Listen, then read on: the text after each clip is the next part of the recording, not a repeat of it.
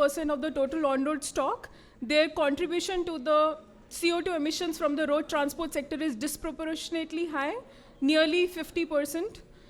And in this context, the adoption of zero-emission trucks becomes very critical to achieve India's climate goals, such as Paris Agreement by 2050 and India's net zero emissions by 2070. A recent research by ICCT finds that for India to achieve these climate commitments, 100% zero-emission truck sales will have to be achieved by no later than 2050.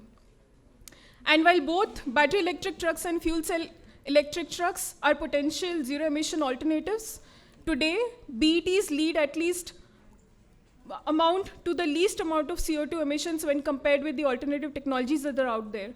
BETs emit 17% to 37% lesser greenhouse gas emissions on its total life cycle when compared with the diesel trucks in India. Now, recognizing the importance of decarbonization of the freight sector, the Ministry of Heavy Industries for the first time included electric trucks in its national level demand incentive scheme, the PMA Drive scheme, with a budget of 500 crore rupees, which supports about 5,600 electric trucks in the next couple of years.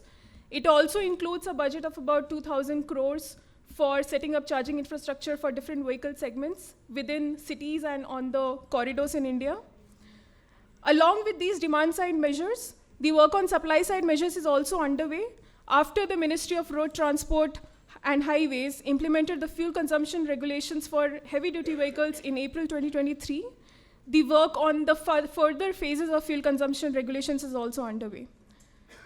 Now, the policy momentum is beginning to build, but the key question is how can private players translate this policy support into large-scale deployment of electric trucks on the ground? This panel brings together leaders from across the ecosystem to explore the opportunities, challenges, and collective actions needed to accelerate e-truck adoption in India. With this, I invite our panelists, Mr. Swayambhu Arya, Executive Director from CONCOR, Mr. N. Mohan, Head EVCI from Convergence Energy Services Limited, Mr. Sanjay Nagpal from TransVolt Mobility, Mr. Manekdeep Singh from ChargeCity, and Mr. Sharif Qamar, Fellow at TERI.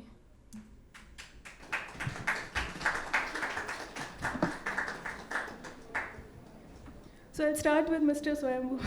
Sir. Now, containerized freight is sort of very important for the multimodal movement of freight in India. It connects ports to the hinterland India through railways and trucks in general. There are a number of schemes that are out there, which is looking at greening of the freight sector in India. There is PM Gati Shakti, there's also PM E-Drive scheme, which is now focusing on electric trucks.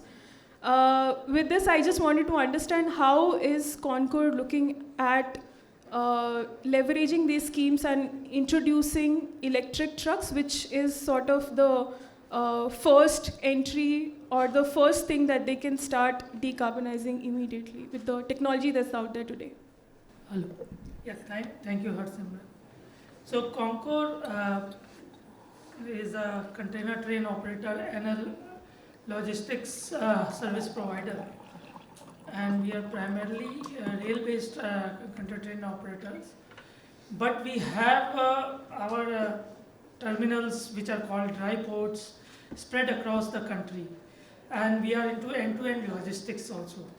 So we have been taking a lot of steps in doing green logistics, in greening the logistics, and our investments into the LNG are testament to this. We have already inducted 165 LNG trucks, which are running in last couple of years. We have done that, and this we have done as a pioneer in the country, probably largest single organization having logistics organization having so many LNG trucks. To make the ecosystem, to grow the ecosystem, we have also made our own LNG fueling station in association with IOC. So we have also done tie-ups with Indian Oil, GAIL and IGL for LNG. So with PM E-Drive coming up, CONCOR, which already has a green logistics push, PM E-Drive scheme, we see it as a big positive, and we are quite looking forward to this scheme and adopting this scheme for e-trucks also. And I am happy to share that we have already started trial with e-trucks in one of our terminals, that is at Dadri, and which is in the NCR region. So when it comes to the, like as I told you, we are mostly rail-based container train operators, but we use trucks in two forms primarily. One is for the first mile and the last mile logistics to the customer and from the customer, and also our ports, dry ports are quite spread in quite an area. So we, for internal transportation also, we use trucks. So right now we have, it has been just a month since we have been trying out with the electric truck in our internal transportation, also few first mile and last mile trips. So we are looking forward to the results, and seeing the feasibility and evaluating the results. We would be, we are trying to, and looking into the PME drive schemes, how it is enabling the whole adoption process. We are quite positive about it. Thank you, sir. With that context set, I'll move on to Mr. N. Mohan. CESL has led some of the largest demand aggregation programs for electric buses, and that has helped achieve record low prices. I just want to understand, how do you see this model being implemented for electric trucks as well? Thank you, Harsimran, and good afternoon to everyone. If you look at the CSL experience of demand aggregating electric buses across multiple STUs, and so far we're able to do more than 30,000 e-bus tender. And if you look at some of the big takeaways, what we have done for the industry, one, I think we're able to give a clear demand for the OEMs through this demand aggregation, which has helped industry to come out with more number of electric bus model. And the second, we're able to bring out a standardized contracting terms, which was missing in the earlier or previous procurement being done by the state transport unit. To this, we're able to bring in the product standardization, the contract documents being standardized, and also we're able to bring in a more concept of bankable contract document. If you see the current success of electric bus deployment across multiple states, I would say the ecosystem has grown multifold, and even we see a lot of the private companies are inducting these electric buses for intercity applications, which was not there in the earlier ecosystem. The simple demand aggregation concept being adopted to electric trucks would be a big challenge, because electric truck is more an complex ecosystem, which is more fragmented ecosystem. So I don't see a direct adoption of demand aggregation of the electric buses to the electric truck segment. But I see a larger use case when it comes to the standardization. I think we could look at how this contracting could be standardized, which would help the financing institution to finance these electric trucks, which is presently a missing link. And also we could look at how we can improvise on the charging infrastructure. That is something I think which is really a key, which is really need for the freight companies to induct electric trucks for their corridor and flight for their freight movement. The second, the aspect being, if you look at the trucks application, maybe I think we need to look at two different aspects. One, the haulage application, second to the tipper application. And currently considering the product which is mainly being deployed by most of the OEMs, which are in the 55 tonner, which we categorically call as heavy duty electric vehicles, which we see a good use case to begin with. Here also we see a merry-go-round kind of a concept, or a kind of a closed loop application, where these e-trucks could be applied for specific use cases. We have seen a lot of these things in some of the especially from port applications. We have seen some of the intercity corridor movement done by some of the charge point operators. From the CSL perspective, I think through this demand aggregation concept for electric trucks, we can bring in the demand for the industry, which is not there presently in the market. So once we bring the demand for the industry, I think the supply side ecosystem will grow. If you look at supply side challenges, we talk about the raw material sourcing, we talk about the demand for manufacturing. Right now, the most of the auto OEMs it's more like a made-to-order concept. They're not manufacturing electric trucks in the regular production line. And most of these trucks are being made as a made-to-order concept, where the customers will give an order for OEMs to manufacture these trucks. I think it's the right time for government also to get demand aggregation as a prime requirement, so we can bring in that concept of demand aggregation. We can bring standardization across the entire value chain of the procurement, so even the OEMs are getting benefit from this demand aggregation, and even there is a large demand on the supply side and also the demand side to begin with. Thank you, Mr. Mohan. I have some more questions on the demand aggregation, but I'll come back to you later. I'll move on to Mr. Sanjay Nagpal. First of all, congratulations on the $20 million investment from IFC in your company. I just want to understand how is this kind of investment going to help you scale the deployment of electric trucks in India? Does it help you to expand to new geographies or expand to different freight segments that you have not been looking at so far? Thank you, Harsimran. Yeah, this infusion of 20 million by IFC has given, rather I would say, reiterated the confidence. We always had this confidence, and our company was incorporated around 2 years ago as a purely electric vehicle company. And we have this asset-heavy model where we are ready to own the asset and run it for next 10-15 years. And with IFC coming on board, then many new investors are going to come in, and the fund flow is not going to be a problem anymore. But as my friend from the industry, Mr. Mohan, is saying that what we have been interacting with the ministries, with CSL and with other organizations, the standardization of the contract is what we are looking at. And once we have these things in place, then, like you said, expanding to geographies. Like right now, we are deploying trucks in places far off, like Meghalaya.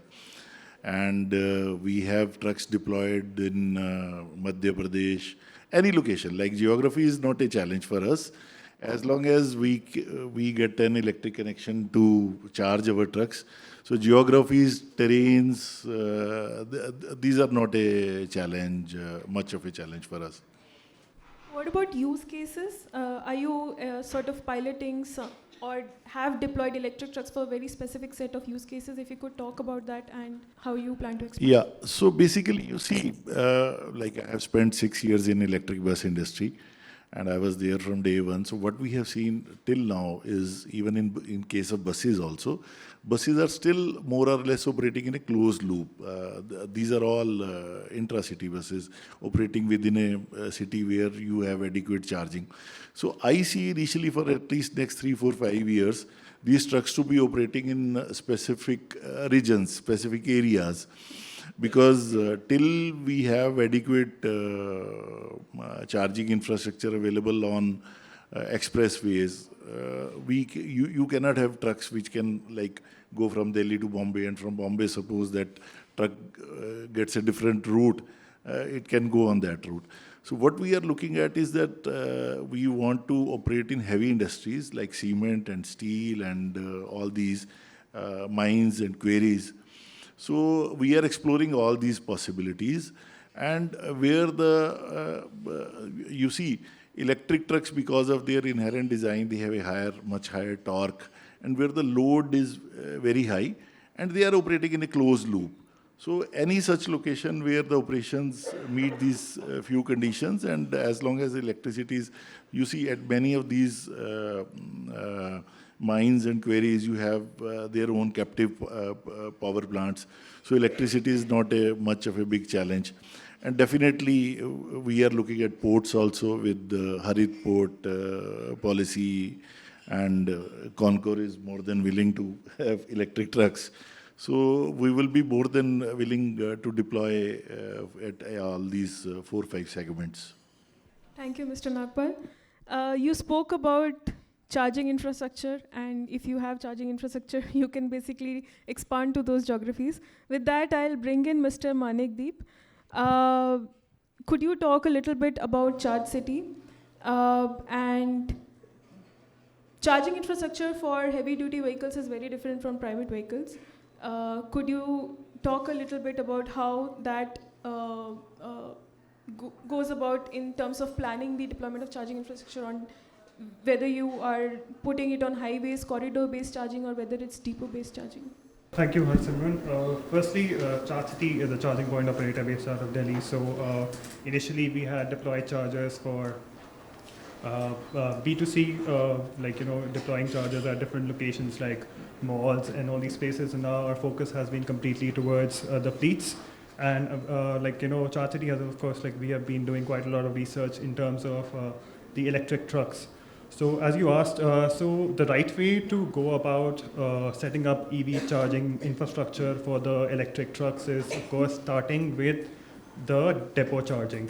So depot charging is, like Mr. Sanjay already shared, is for the cement and the steel industry, where the running is of about maximum 250 kilometers to 300 kilometers. For them, the ideal is setting up the chargers at the cement plant itself. Firstly, we need to deal with these, and then of course comes the next step, which is the highway corridor charging. So towards that, the first step is always to identify the lower range corridors. So it can, for example, Delhi to Jaipur, Delhi to Chandigarh kind of highways where it's below 500 kilometers. To electrify these corridors first, and then of course keep on increasing as per the corridor, of course, and the last stage is of course going to the higher range corridors like Delhi, Mumbai. So that is the ideal way to go in a phased manner. First taking care of the smaller corridors and then increasing and going in a phased manner. Yeah. Thank you. I'll now bring in the odd man out in this particular panel. It's about role of operators, but we have a representation from a think tank, Mr. Sharif. You've worked a lot with developing roadmaps for deployment of electric trucks in different industries. India Post is one such interesting example. Could you talk a little bit about the study that you did? What were the challenges that you faced and the opportunity that you see in electrifying that particular use case? Yeah, thanks, Harsimran. I think India Post is it's a unique example in terms of electrification. We started about 2 years back.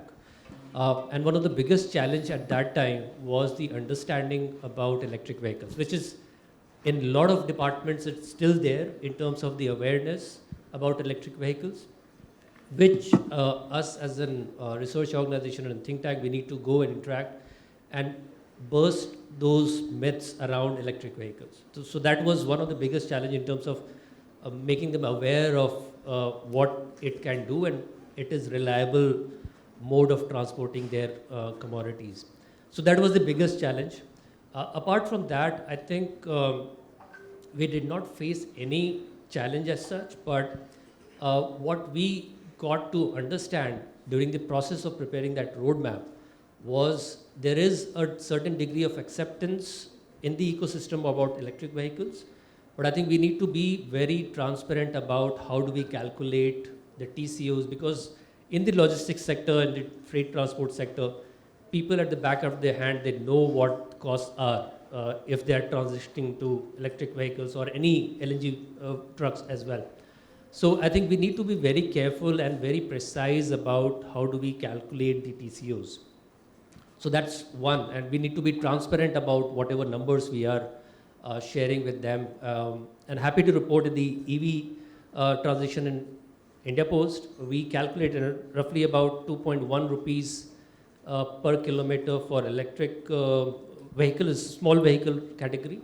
But when they started doing trial runs, the actual number came out to be 1.94, which was lower than our estimation, but closer to our estimation. They were very happy about the transition and the numbers that they actually got from the, and that gave them confidence to in fact scale up their EV portfolio in their overall fleet. Now, and happy to report again on this front is that with 2 vehicles running in Delhi for India Post, more than approximately 100 more, 100 electric vehicles are in the pipeline to be deployed across India, which are in the category of less than 3.5 tons.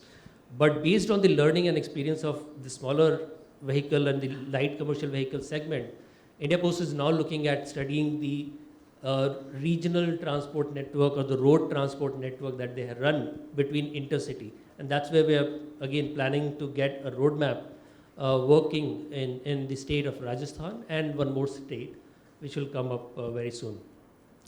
Bottom line is there is a positive attitude, there is a positive sign and signal and acceptance from the ecosystem player, provided you give those solutions and provide those solutions to the players, be it India Post or in this case here, I'm happy to also share that we are also working with CONCOR on the deployment of and preparing a roadmap for CONCOR in Delhi NCR region for their net zero transport for Delhi NCR. That we are currently undertaking, but I think the 2 trucks that have been deployed and that has come into the fleet, that will give a lot of insights, on-ground insights as to how this could be scaled up to a 50% and 100% EV transition roadmap for CONCOR as well. Thanks. I just have a follow-up question to the TCO numbers that you stated. So you did the study before the scheme had come in, and the TCO was about 1.94. Can you compare it with the diesel one? Was it higher? Was it lower? And it was 4 to 5 times lower than diesel vehicles that they were running. It was, just to give you a number, it ranged between rupees 8 per kilometer to rupees 15 per kilometer. That's interesting, and this was without any policy support. Interesting. So I'll come back to you, Mr. Swayambhu. You have a network of these logistics parks and ICDs, more than 100, I think, in India.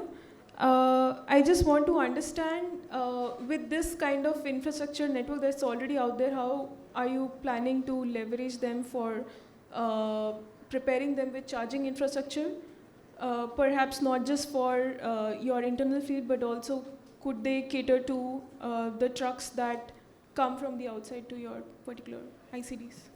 Right, so as you also, we have a network of terminals all across the country, and around 200 trucks are under our ownership. Those are LNG based. But at any given day, through our first mile, last mile FMLM application, we are deploying around 2,500 trucks in a day across all these terminals, and the numbers would go up only as we grow. So we have large number of trucks, and as the adoption of electric trucks happens, with all this emphasis on green transport, and with the incentives coming in form of PME drive and other ways. So we see more and more electric trucks coming in, and obviously our terminals are critical dwell points for the trucks, in the sense that after unloading that container or waiting to load the container, they are dwelling at our terminals. So it's an ideal location for it's a very good location for the charging of the trucks at that time. And we would be evaluating the scheme also as and when the guideline comes out under the PME drive scheme about the charging infrastructure. We are expecting it to come. And we are already one charging infrastructure we have started at in the Delhi NCR region, as Mr. Sharif was telling. So as and when we are deploying our trucks, or as and when we see more and more trucks moving towards electric, we are there to provide that enabling infrastructure and ecosystem of charging. As far as it comes to the upstream charging infrastructure, at quite a few places, because we have, say, refrigerated warehouses or other refrigeration points, large scale. So upstream also we are ready to a large extent for providing to the charging. But definitely under this PM drive scheme, we would be looking forward further adoption of e-trucks and charging facility. So that would be helping the whole adoption process in the logistics sector, especially which is concerned with the container movement. Thank you. On this same thread, Mr. N. Mohan, could you talk a little bit in more detail about how CSL is looking at expanding or ensuring there's a robust network of charging infrastructure for electric trucks in India? So if you look at the conventional market, right, just take in small analogy of conventional market. So we have the fuel station, so we have the shipping entities, we have the fleet operators. So they are doing a very focused kind of an arrangement there where every company does their work efficiently. If you look at maybe like the electric trucks or maybe the EV segment here, it's more like a complex structure here. Here even the OEMs or maybe electric truck OEMs, they want to put up their own charging station, they would act as charge point operators. They also like try to bring in a kind of a client also where they want to deploy these electric trucks. And also they will operate these entire fleets. So it's slightly a complicated structure presently what we have in the EV ecosystem, which is not helping like industry to scale up the ecosystem. So I think we need to look at like how we can segregate these different roles for different entities, because we have charge point operators who are efficient in putting up these high capacity charging stations. So we have OEMs who can manufacture these electric trucks. Then we have the shipping entities who can bring in the demand. So I think here the major emphasis has to be like how we can clearly demarcate this role for different entities, and there could be single entity who can bring them on board a single platform. I think the CSL roles will come in. So if CSL can bring in different partners together, then each company should be able to deliver their best instead of like a single entity performing all the tasks, and scalability could become a big challenge. In terms of charging infrastructure, I think currently if you look at the national level, we have more than 90,000 fuel stations. Maybe if you look at the urban location, the fuel stations have a very limited land parcels, which may not be feasible for putting up a high capacity charging station, which is required for the electric trucks. If you look at the electric trucks, battery capacity also ranges from 250 kilowatt hour, it goes upwards of 400 kilowatt hour. So at any fuel station, putting up such a higher capacity station could be a big challenge. But nonetheless, we could look at some of the locations, maybe like the depot locations, maybe some of the institutional locations like CONCOR. Already they have existing the upstream load available there. Augmenting such facility which can also complement the external electric trucks coming to the such facility for charging would ease the process. Otherwise, like a truck operator has to put up their own charging station to operate these electric trucks, which becomes highly inefficient for any fleet company to manage the truck and charging infrastructure. The secondly, I think the fuel stations which are there on the highways and the expressway, there we see a lot of outlets which have a large land parcels where parking a truck and maybe like putting up a specific charging station makes economically a good case to begin with. And these fuel stations are available all across the highways and the expressway. Maybe like identifying some of the key corridors where there's a huge demand for electrification of these trucks could be a good case to begin with. We've seen some of the companies, especially like the charge point operators, putting up those charging network along the highways and the expressways, where they provide like the origin and destination charging also, and also they're providing a midway charging. In a way, they're trying to ensure like there is a kind of reliable infrastructure all across for this freight movement. I think recently the PM E-Drive scheme, where the government of India is also trying to supplement the incentive for upstream infrastructure, I think, which is a big push for the charge point operators, because the upstream cost was making most of the charging business uneconomical. I think whenever it is notified, the incentive for upstream infrastructure is going to help the CPOs to put up high capacity stations. Then I think the OEMs, maybe the amalgamation of the OEMs, the CPOs, the distribution entity, and the fleet. I think they should be able to complement each other's effort separately, and this would strive the adoption much quicker. Thank you. I see Mr. Manik had something to add. Additionally, of course, like Mr. Mohan had shared, that additional land next to all the fuel station makes viable sense to set up the EV charging. Besides that, what I have, like, after speaking to quite a lot of these logistic companies, dhaba spots, like, make sense to sort of set up. The only problem is that, power load availability is always a challenge. So what is ideal situation to set up EV charging station at these highway stops is somewhere between 1 to 3 megawatt power is required. That can cater to at least, if not more, 10 to 12 trucks at a time. So setting up of EV charging station at these kind of location, of course, is very capital intensive. So all the charging point operator, what we need is that, at least we have 2 or 3 fleet operators who we know that, they're going to sort of utilize these charging stations, then it makes more sense to sort of set up at these particular locations. So that is one of the things which I have. Yeah, so I would like to add to this, because charging is one of the biggest impediments and challenges in deployment of any electric vehicle. So basically what is happening till now is that whosoever is deploying these vehicles, you see, you require roughly 1 charger for every 4 vehicles, these bigger vehicles, trucks or buses, whatever they may be. So if you are going to deploy, say, 100 trucks or buses, you are going to require an electric connection of around 5 megawatt. And they are not so easy to get, and creating that sort of infrastructure. And even if you get that infrastructure, so basically, even if you are running those 100 trucks full time, so you are utilizing that entire infrastructure only for not more than 3 hours in a day, correct? So you are letting that huge investment lie idle for rest of the, say, 20 hours or 21 hours in a day. So why we cannot have, again, CSL would need to take a lead. You need to make a contract in such a way that that asset is used multiple times in a day.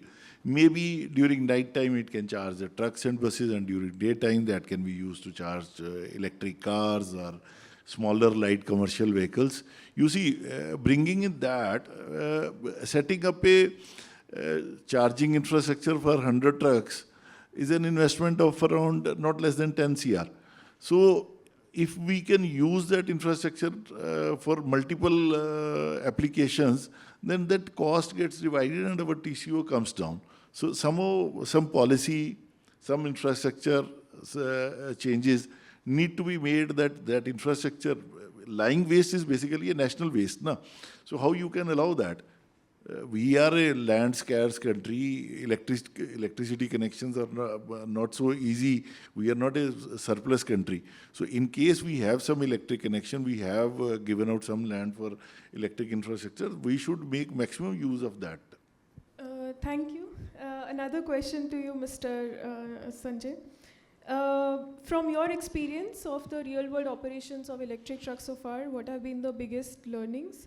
Whether it's in terms of identifying the right routes, duty cycles, and also sort of managing payload requirements, charging downtime and such? The biggest learning has been that the end customer is not much bothered about pollution. What she wants is a lesser price per kilometer. So as long as you are able to offer him the same price or lesser price, he is happy. You see, after all, he is running a company, he is running a mine. What he wants that his uptime should be there. He cannot let his plant, suppose we are transporting clinker from the clinker unit to the main unit.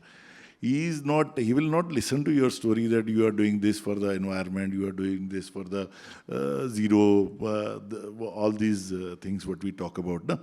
So what he wants is that once you have committed that this much fleet is available, will be available, that should be available on time and every time. And as long as you are able to do that, he's happy with that. And you see, the challenges has been that getting that electric connection and all those things, and somehow making that mindset change. So, okay, once we are able to, as a TransVolt, we are okay, we try to run our operations very efficiently with adequate manpower, trained manpower. We train our drivers, our all support staff very heavily. We invest very heavily in trainings and all that. But then, at the end of the day, what he wants is that that operation should run smoothly. As long as you are able to do that, our customer is happy with that. And regarding practical challenges, getting that contract for a longer duration of time, convincing him to, you see, they are used to giving out contracts for 2 years, 3 years, even 1 year. So convincing our customer that this asset is, once it is made for a specific project, it is going to be there, we want it to be there to make that contract bankable. It has to be, the contract has to be made for, if not 10 years, at least 8 years. So convincing the customer to give out long-term contracts, that is the biggest challenge. As long as we can have electricity available and a contract which is 8 years, 10 years old, rest everything can be sorted out.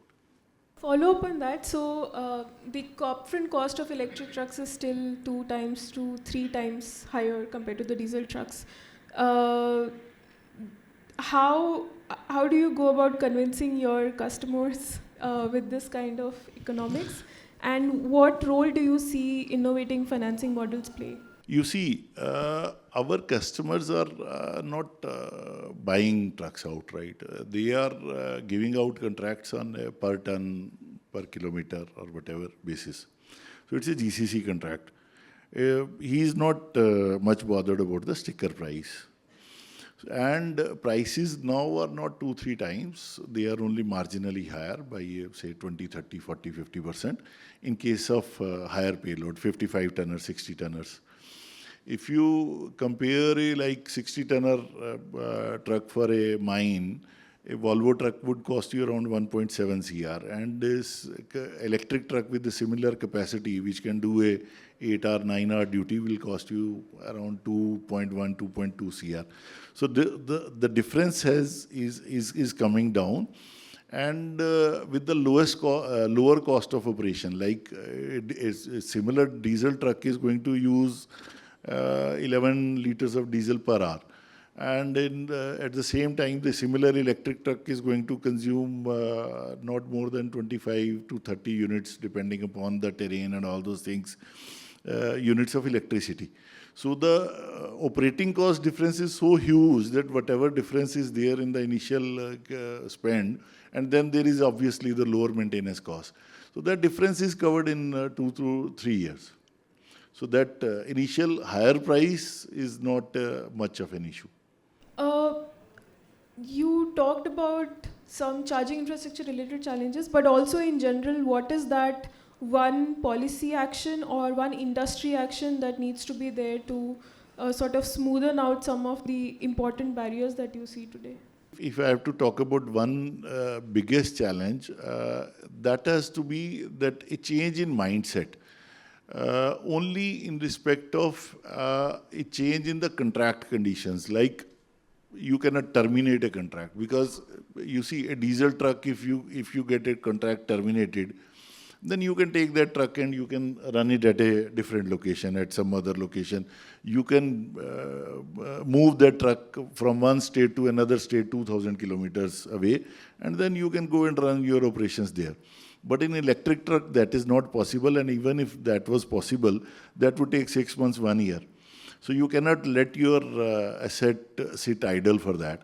And then you cannot have your, you cannot have a truck which is like doing a 10-hour shift in a quarry and another 10-hour for a cement plant. So what we want is that there should be a proper contract where the termination should be like not on whims and fancies that, okay, you don't like my face, so you would like to terminate my contract. So basically you want a bankable contracts which are 8 to 10 years long. You see, the life of a diesel truck is like, say, 15 years or 10 years. government soon is going to bring in a policy where the life of an electric vehicle is going to be 30 years. So a product, an asset which has a life of 30 years, you cannot run that on a 3-year contract. So what our expectation from private sector is that you need to understand that this is, of course, the end purpose of the truck is same, that is it's going to transport some heavy goods for you, be it coal, be it iron ore, be it steel, or be it cement. But it is a different product. So you need a slightly different contract which is of a longer duration and with some bankability, because you see, it is going to be there on your books for a pretty long time, and you cannot simply take it off your books. You can take it to the market and sell it off, and you can dispose of that asset. You cannot dispose of this asset. So that is the biggest challenge, a slight change in the mindset. And one more thing I would like to add, that similar to buses, PSUs need to, like in case of electric buses, STUs took the initiative. And of course, there was a push, big push from the government side. And similar push, we have been in touch with the ministries. And I am expecting this similar push to come, wherein they are going to ask big PSUs to have a certain percentage of their fleet converted to electric. And I can assure you, the cost is not going to be higher even by a single rupee. The cost is going to lower. They are not going to spend even a rupee more what they are spending right now on their diesel trucks. The cost is going to be lesser only. So there is no implication on their balance sheets that now they are spending more. So as if this push comes in some initial push where some number visibility is there for us aggregators and for the OEMs also. So that is going to be a big help to the industry. Similar question to you, Mr. Swayambhu. What is that one policy or the industry action that you think is very important for scaled adoption of electric trucks? I believe that we are waiting for this critical numbers to come, as he is saying. Once we are across that critical mass, a lot of things will come into place, fall in place. We are not yet, we are quite far from that critical mass for EV adoption, especially in the logistics and trucking sector. So that is one thing. Talking about the policy, I think this another factor that would be very helpful to players in the logistics sector, where the cost and the factor is very important. The differential in the initial differential, capital differential, although it is being offset by the operational efficiency and the maintenance, less maintenance. But as I told you, we have 200 trucks of our own, but we will be deploying 2,500 trucks. So 2,500 minus 200 is coming from different truck operators. Why are they not adopting this EV truck? I believe the initial cost is a big factor right now, as of now. And definitely charging infrastructure, the whole ecosystem, which requires a certain amount of critical mass to reach for it to become viable for private sector to come into it. Another enabling factor that would be the this carbon trading mechanism or the green economy that would be coming in, because a lot of customers from logistics operators like us, if customers of logistic operators start demanding that thing, that if your whole logistics operation is a green operation, then even not only me, my competitor will also be forced to be adopting the same cost level, the additional cost that we are incurring. So whole sector will be at the same platform if that is there. I hope so. That is one policy I am further looking forward to, other than this PME drive scheme, which is going to come for the charging infrastructure. Thank you. Mr. Mohan, to you. So I think so one of the policy push could be like how maybe like we could aggregate the demand. So if you look at the electric bus as an example, right? So initially we saw like most of the STUs were doing the procurement separately, and every STUs were getting a different prices on per kilometer basis. So from the CSL side, we were able to change the complete procurement model to the service model. Here, the most of the STUs are procuring the services from the bus operators, where they are paying in per kilometer basis to the bus companies. The two things has changed here. One, the procurement model has changed to the service model. Second, we are able to bring in the long-term contracts, which even the current e-truck industry is expecting such change in the contracting terms also. If you look at the initial the contract terms and the change contract terms in the electric buses, these are almost like 12 years contract now. So we have a clear payment terms, we have clear contractual terms, we have a clear deliverables defined in the contracting contract documents, which is helping the most of these bus companies or even the operators to make it more bankable, where even the financial institutions are willing to at least like lend their funds for operating these electric buses.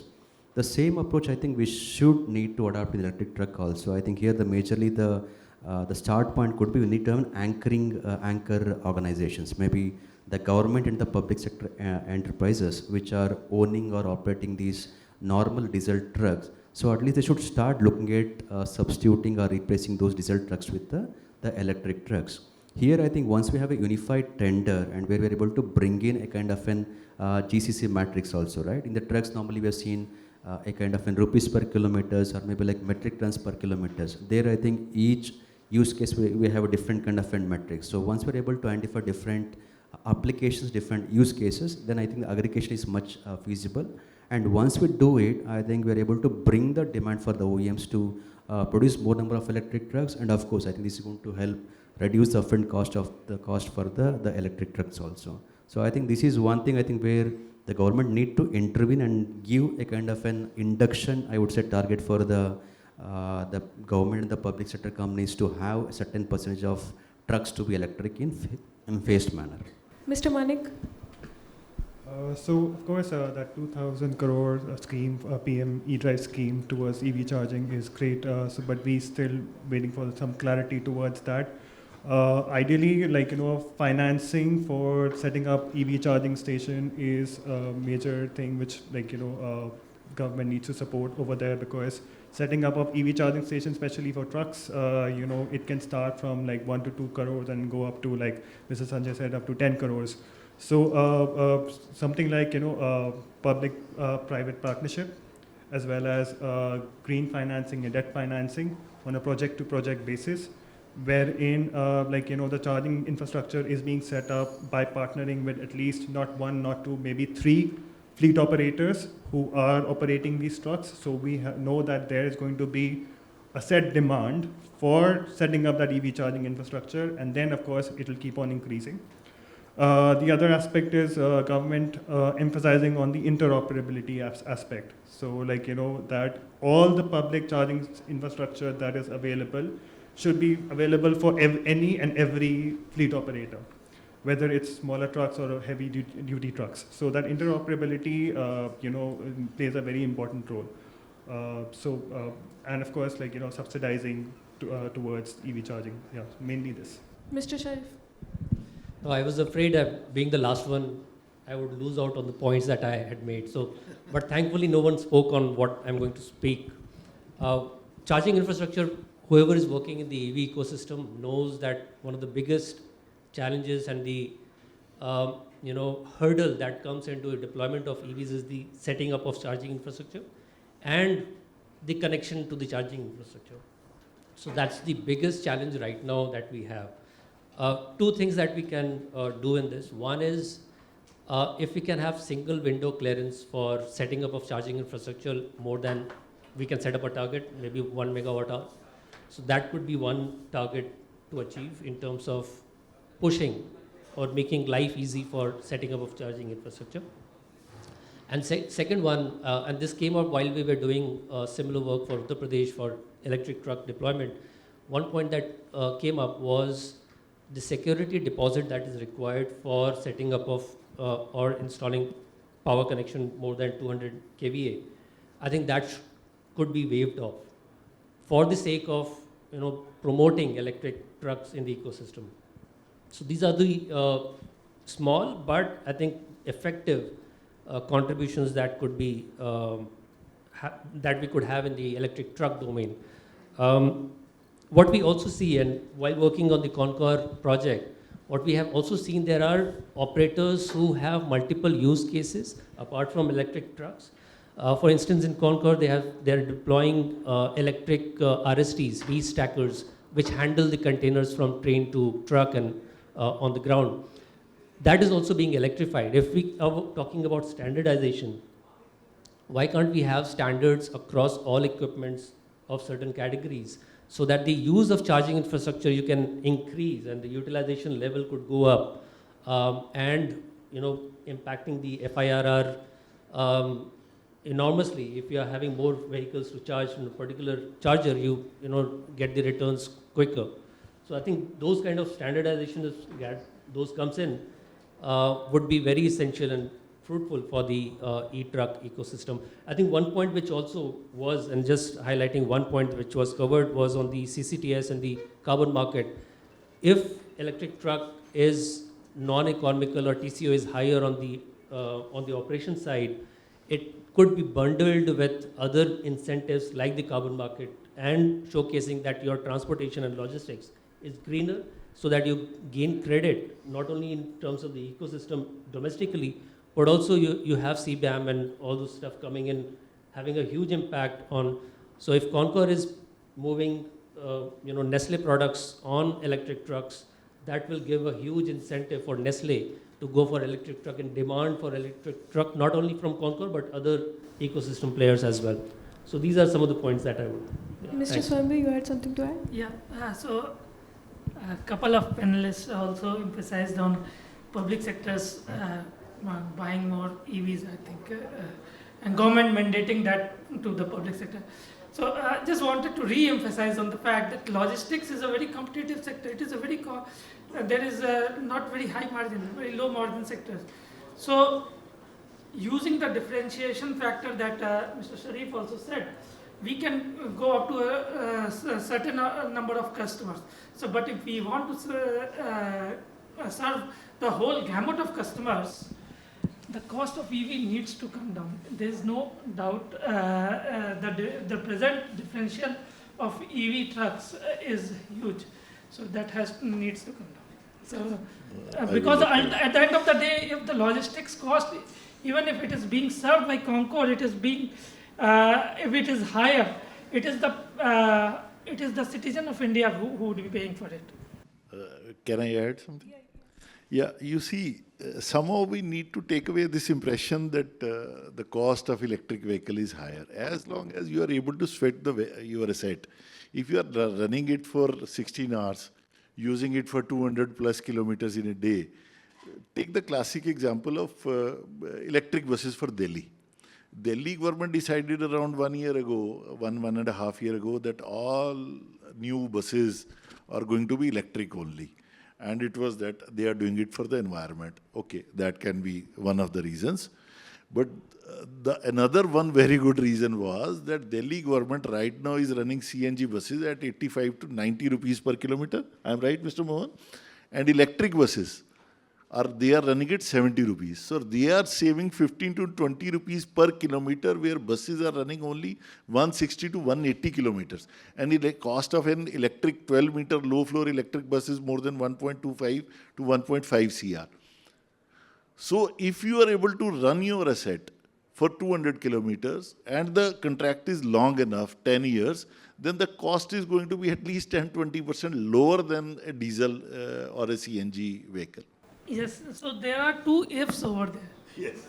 There are two ifs. So one, you yourself have said that my truck wants to go, may go from A to B, then might go from B to C. That flexibility, that critical mass of the EV ecosystem, charging ecosystem is still not there. So my operations, I am from the technical side, project side right now. My operations wants flexibility. They don't want to be boundary parameters, large number of constraint parameters. They want flexibility. For any product to be successful, it has to be too flexible in the field of logistics operations. And second, so get to sweat the asset that I need We are not asking 100%, no, we are just asking give us 10, 20%. Definitely, we are moving forward. We are moving forward. So in a fixed route ecosystem, like the buses, Yes. similar use cases we are trying to find in our inside terminal. Such this use case is there, but the kilometer is not high. But we are trying to. We are also moving using these incentives, other incentives of carbon market incentive. If we otherwise soft incentives, we are trying to adopt this. We are also hopeful, and we are also looking forward to adopting this technology. Thank you. Just Mr. last- Mohan, please be quick. We have our transport minister waiting. Yeah, No, please go ahead. Finish. Just to like add, like see, if you look at the truck costing, right, normally we include the charger cost also. If you look at the diesel, right, it's only in vehicle cost, but when it comes to electric trucks, right, we try to put the vehicle cost and also the charger cost. So here I think the play has to be like to bring in the CPO partners who can offset the charger cost. That's it. All right. I'm sorry, we would not be able to take any questions, but our panelists are right here. You can reach out to them bilaterally. Thank you so much. Thank you, panelists. We'll have our Delhi Transport Minister joining us very shortly. Please be seated. Thank you so much.